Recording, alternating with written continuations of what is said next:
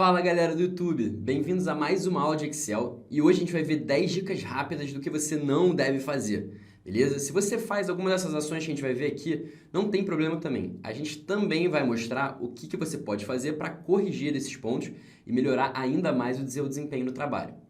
Antes da gente começar a aula, pausa o vídeo agora, pausa o vídeo, vai na descrição e baixa o arquivo da aula. Se você não colocar em prática, você não vai aprender. Essa é inclusive uma das dicas que eu vou dar para vocês. Excel é prática, beleza? Na volta, já dá o like, senta o like, porque a gente precisa alcançar cada vez mais pessoas para que a gente consiga ajudar elas. Tranquilo? Então bora, chega de blá blá blá e vamos para a aula. Dica número 1. Evite deixar colunas e linhas ocultas na sua planilha ou no seu arquivo, beleza? Por quê? Eu sei que é comum a gente, para facilitar visualizações, acabe ocultando colunas ou linhas, né? Clicando com o botão direito em uma coluna e indo lá em ocultar. Mas repare que não é tão perceptível a gente ver no nosso arquivo que existem informações ali que não estão disponíveis para a gente. Por exemplo, nessa nossa tabela, a gente tem uma linha oculta aqui, ó, entre a 10 e a 12, e entre a letra C e a letra E, a gente também tem uma coluna oculta que podem nos trazer informações relevantes. E pior ainda, não só nos trazer, mas se a gente compartilha o arquivo com alguém, o nosso chefe, ou alguém importante, né, que precisa daquelas informações, essa pessoa provavelmente não vai saber que existem informações ali que ela não está vendo. Então existe uma forma um pouquinho melhor da gente conseguir disponibilizar essas informações. Vamos reexibir aqui essas informações que estão ocultas, por exemplo. Eu vou selecionar aqui a C até a E, vou clicar com o botão direito e clicar lá em reexibir, assim como eu vou fazer com a linha, da 10 até a 12, clicar com o botão direito e reexibir, e repara que de fato tinha informações ali que poderiam ser relevantes para a gente ou para alguém visualizar. E o que eu vou fazer? Eu vou usar a ferramenta de agrupar dados. Agrupar dados é uma ferramenta que está lá na guia dados e no meu caso aqui ela está num local chamado estrutura de tópicos, lá na parte direita. Pode ser que vocês já estejam vendo aí a opção de agrupar e é nela que a gente tem que ir, beleza? Mas antes da gente selecioná-la, a gente tem que estar selecionando o que a gente quer agrupar. No meu caso aqui, o que a gente estava ocultando era a coluna D, então eu vou selecionar a coluna D e vou lá em estrutura de tópicos e clicar no agrupar. Repara que agora ele não ocultou diretamente a coluna, mas ele apareceu, né, uma ferramentazinha, apareceu um menuzinho aqui em cima com uma linha esquisita, mostrando que alguma coisa aconteceu. E se eu clico nesse menos e mais, repara que o que ele está fazendo agora é ocultando e desocultando a coluna, só que de forma muito mais visual. Agora eu sei, né, que se eu mandar esse arquivo para alguém, essa pessoa vai ver que tem alguma informação aqui oculta, porque tem um maisinho aqui, que é algo que não é tão familiar e é visível, né? Então, se a pessoa quiser acessar mais informações, ela vai clicar aqui nessa opção. Perfeito? A gente pode fazer isso tanto para linhas quanto colunas. Então, dica número 1, evite usar colunas e linhas ocultas, beleza? Dica número 2, a partir de hoje você não vai mais usar a ferramenta de mesclar e centralizar. Por que não? Dá só uma reparada se eu quisesse aqui nessa situação selecionar e identificar rapidamente quantas linhas estão preenchidas com o total de vendas. Repara no que aconteceria. Eu ia começar a seleção aqui, ia clicar, selecionar, cheguei aqui no Power BI impressionador que está mesclado e centralizado, repara que ele expandiu minha seleção automaticamente, sem que eu fizesse isso aqui. Eu estava selecionando aqui embaixo e ele foi direto. E o mesclar, isso acontece justamente por causa do mesclar e centralizar. Então, a partir de hoje, você não mais vai fazer isso e vai aplicar uma formatação um pouquinho diferente, mas extremamente fácil e muito melhor de manusear ao longo dos seus arquivos, beleza? O que a gente vai fazer? Ó, eu vou mostrar aqui para vocês a situação inicial antes de mesclar e centralizar, para a gente dar uma olhada na diferença que a gente vai ver. E eu vou fazer a seguinte formatação. Vou selecionar onde eu quero mesclar e centralizar, né, entre aspas, porque eu não vou mesclar e centralizar. Vou selecionar, vou apertar lá o atalho Ctrl 1 para abrir minha página de formatações e vou aqui em alinhamento, ó, na guia alinhamento, e vou selecionar lá na opção horizontal a opção centralizar seleção. Centralizar seleção e vou dar OK. Repara, ó, cliquei fora aqui, repara que, será que ele centralizou e mesclou já as minhas linhas, né, as minhas colunas? O que ele fez aqui? Repara que agora eu consigo, ó, clicar. Diferente quando eu clico aqui na célula mesclada, ele seleciona as duas colunas, né? Aqui eu estou conseguindo selecionar separado. Ele fez a mesma coisa que mesclar e centralizar, só que ele não, de fato, mesclou as duas células, né? Ele está só uma visualização centralizada. E aí eu posso selecionar isso aqui, ó, vou lá na página inicial, dou um duplo clique aqui no pincelzinho, ó, para ele fixar a ferramenta do pincel e vou aplicando essa mesma formatação para os de baixo.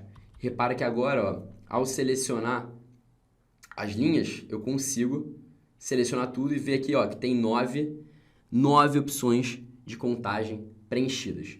Show? Ó, aqui eu já não vou conseguir fazer, porque está mesclado centralizado. Aqui eu consigo. Então, a partir de hoje, esquece mesclar e centralizar, vai lá, seleciona o atalho Ctrl 1, escolhe um alinhamento centralizado e show de bola, só seguir em frente. Beleza? Vamos lá, então, para a dica número 3. Essa aqui é uma clássica, né? Tem um pouco de mau gosto da galera, mas eu vou te dar uma dica simples, que é evite usar cores fortes e que não combinam entre si. O Excel, ele disponibiliza para vocês uma paleta de cores que, se você selecionar, por exemplo, a mesma linha de cores, elas vão seguir mais ou menos a mesma ordem de grandeza. Eu não sei explicar porque eu não sou designer, mas elas seguem mais ou menos um mesmo padrão que combinam entre si você aplicar as cores das mesmas linhas. Então não escolhe aplicar uma cor aqui, ó, e outra cor lá longe uma da outra. Né? Tenta sempre seguir o mesmo padrão, tanto na horizontal quanto na vertical, que provavelmente vai sair alguma coisa mais bonita, né? E escolha cores que contrastem bem com as letras. Repara que esse amarelo aqui eu mal consigo ler o que está escrito aqui. Né? Então, por exemplo, pega aqui, né? Ó, essa aqui está mesclado centralizado, já lembra, né? Isso aqui não é uma boa solução. Então, vamos manter mais ou menos um padrão, ó, mais visual. Aqui onde a gente consiga ver, ó, esse cinza aqui com branco, esse azul, esses dois, ó, o azul aqui que está selecionado, ele está na mesma linha aqui do cinza aqui de baixo. Repara, ó, tá vendo? Tá tudo na mesma última linha, eles estão combinando, fica bem mais agradável de ler as informações. Então evite cores ruins, beleza? Próxima dica. Linhas de grade. Galera, isso aqui é um clássico, né? Essas linhas de grade são esses cinzinhas que ficam aparecendo em volta das nossas tabelas, né? As nossas tabelas, repara a diferença, né, entre essa visualização daqui e essa visualização daqui. Uma é bem mais interessante, né? Essas linhas cinzas, elas atrapalham um pouquinho a gente ver a nossa planilha. Como é que a gente faz para tirar? A gente vai lá na guia Exibir e aqui vai ter a opção, ó, em Mostrar Linhas de Grade. Linhas de grade, ó, cliquei, tirei, coloquei, né? Vou deixar sem ela. A linha de grade facilita a gente para visualizar um pouquinho na hora que a gente está montando, mas depois, quando a gente for mandar para alguém, manda sempre sem linhas de grade. Também podemos tirar a barra de fórmulas, os títulos, para deixar cada vez mais com carinha de programa no nosso Excel. Mas isso aqui também é um pouquinho mais avançado, né? Às vezes os títulos facilitam a gente a mexer na nossa planilha, a barra de fórmulas também escrever nossas fórmulas. Então, normalmente, eu só tiro as linhas de grade. Show? Quinta dica. Chegamos na metade. Não tabulando uma base. Né? No Excel é muito comum a gente trabalhar com base de dados. E base de dados grandes. Então, o que a gente pode fazer para evitar deixar a nossa planilha extremamente sobrecarregada? É normal, né, a gente chegar aqui, por exemplo, numa base de dados onde a gente tem uma coluna de preço, vir aqui, né, selecionar a coluna D e aplicar a formatação de grana, de moeda, né, para toda a coluna D. Né? É comum isso, eu sempre fiz isso também ao longo da minha vida. Mas eu fui vendo, né, que à medida que a gente vai fazendo esse tipo de coisa, a gente também vai aplicando formatação, a gente vai sobrecarregando a memória, porque a gente está aplicando essa formatação a toda a planilha Excel, sendo que a gente não precisaria fazer isso. Tudo que a gente precisa fazer é aplicar para a nossa base e para novas informações que entrarem embaixo dela, certo? E como é que a gente pode fazer isso? Sempre transformando a nossa base de dados em tabelas. E como é que a gente vai fazer isso? A gente vai selecionar lá a nossa base de dados, Ctrl T, ele seleciona toda a nossa base de dados automaticamente, um atalhozinho rápido, né? A gente poderia selecionar na mão também, mas eu dei o Ctrl T aqui que é mais rápido. Vou lá na guia Inserir e Tabela. Cliquei aqui em Tabela, tá certinho minha seleção, ok. E agora sim, ó, repara que ele já transformou isso aqui em tabela. E quando eu adicionar uma nova informação aqui, um novo produto, né? Por exemplo, o Python impressionador, ele já adicionou uma linha na nossa tabela. E se eu colocar aqui uma nova informação de moeda, né? Colocar aqui, ó, 9997, ele já vai dar a minha opção. Podem até questionar, porque, Gabriel, você já tinha selecionado aqui a opção moeda para as linhas de baixo. Né? Então, eu vou fazer o seguinte, vou tirar essa circulação de moeda, devolver aqui para o geral, e vou mais uma vez, ó, 997 aqui embaixo, Enter, ele já aplicou para mim a formatação de moeda, já está carregando somente para as linhas que eu for adicionando na minha tabela. Então é sempre importante tabular a sua base de dados para que o Excel, para que exija menos da memória do nosso arquivo. Beleza? Essa foi a dica número 5. Dica número 6.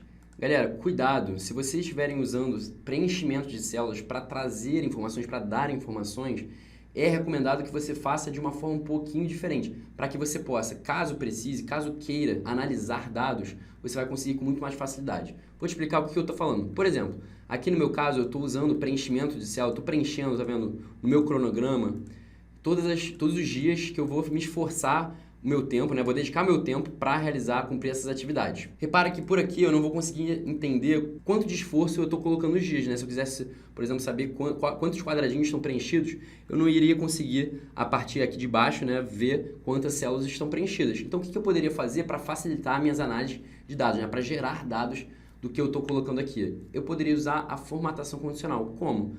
Toda vez que eu apertar um 1 aqui, né, digitar 1, ele pinte para mim de verde, e aí sim eu vou ter informação, né, de um número, um resultado aqui, uma informação, um dado, um valor dentro da célula que vai me trazer algum tipo de dado. Então vamos fazer isso aqui, vou aplicar a formatação condicional, né, vou selecionar todos os meus campos, onde vão estar aplicados aqui a formatação condicional, e vou realçar o alcance das células que sejam iguais a 1.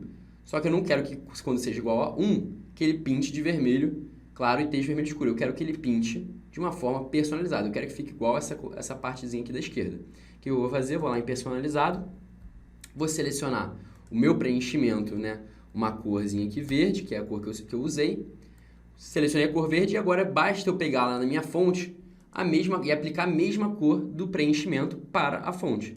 Porque aí ele vai botar a cor da fonte e do preenchimento igual, provavelmente vai ficar da mesma cor, ó, não vai dar para ver aqui que está preenchido. Dei o OK e aí foi lá, ele começou a pintar. Agora sempre que eu colocar um 1 aqui, ó, no meu cronograma, ele vai começar a identificar. Eu, ó, vou fazer mais ou menos mesmo tipo de cronograma, ó. Montei aqui rapidinho, fui aqui, pá, montei isso, ó, tá igualzinho. Só que repara a diferença. Agora, quando eu seleciono isso aqui, não aparece nada.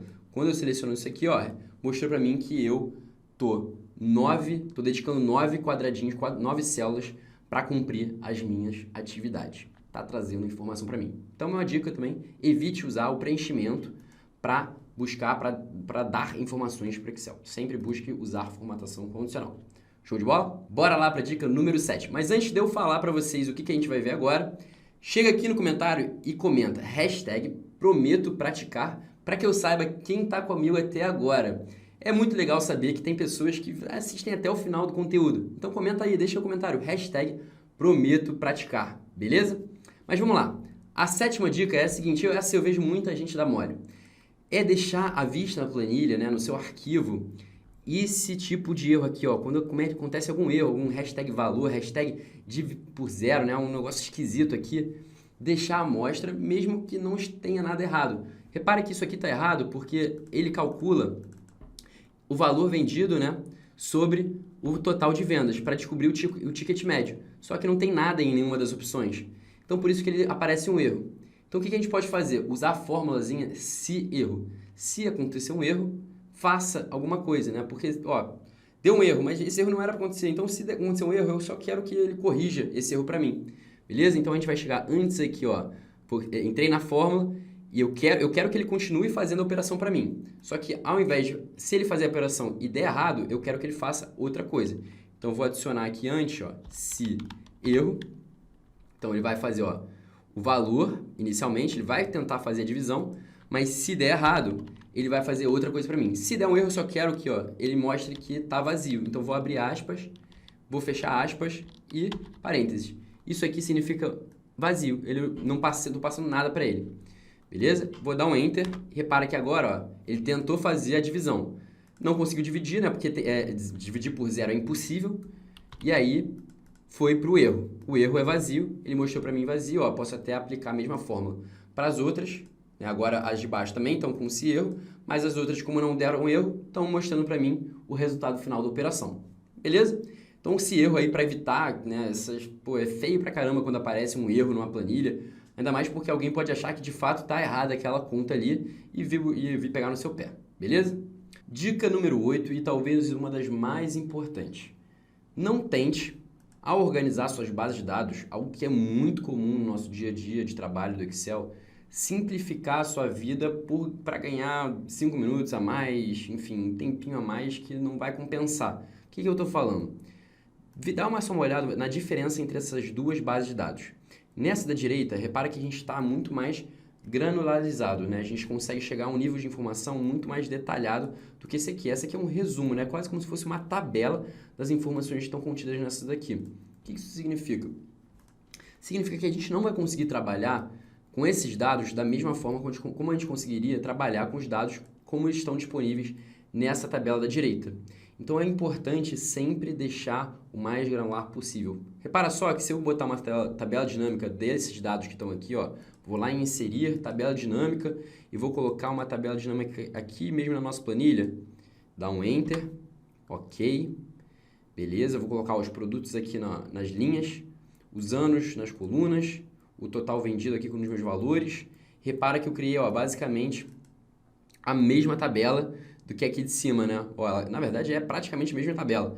Só que aqui no tabela dinâmica eu ainda tenho o total, ainda tem mais informações. Poderia inclusive, ó, ver ao invés de soma, a contagem, né? Quantas linhas tem aqui. Eu consigo trabalhar, né? Manusear de forma muito melhor os dados.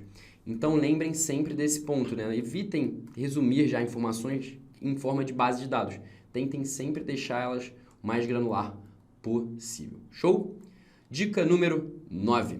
Essa aqui é bem direto ao ponto. Galera, eu vejo muita gente não aplicar essa dica, que é basicamente deixar o nome das planilhas como planilha 1, planilha 2, um nome nada a ver, os códigos.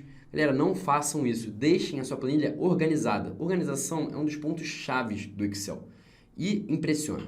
Então sempre lembrem de colocar o nome das suas planilhas com um nome entendível, compreensível, né? Para mudar o nome da planilha, é só dar um duplo clique, ó, nela aqui. Dá um duplo clique na planilha, ele vai abrir a edição. Você chega aqui e escreve, por exemplo, né? A nossa dica dê nome às planilhas. Perfeito.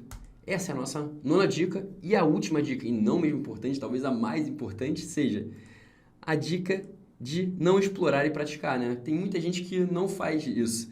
E se você vai parar de fazer a partir de hoje. Se você ainda não pratica Excel, hoje você vai parar e vai começar a praticar todos os dias o que você está aprendendo com a gente, o que você está aprendendo com outra pessoa, enfim. Se você está buscando conteúdo de Excel, o importante é botar em prática. Show? Então, chega aqui nos comentários e comenta aí. Prometo praticar. Hashtag prometo praticar. Porque além de saber que você vai estar assumindo um compromisso comigo, você ainda ficou comigo até o final do vídeo. Show? Então comenta aí, galera. Não deixe de comentar. Porque a gente chegou ao final da nossa aula. A gente deu algumas dicas, né, do que não fazer no Excel. Se você conhece alguma coisa comum, né, de que as pessoas fazem no dia a dia do seu trabalho e você não acha legal, comenta aí também. Não deixa de comentar para a gente fazer talvez outro vídeo, um 2.0 aqui, de outras dicas do que não fazer. Mas agradeço por vocês terem ficado comigo até aqui. Deixa o like no vídeo para a gente alcançar mais pessoas, não se esqueça. E até mais. Valeu!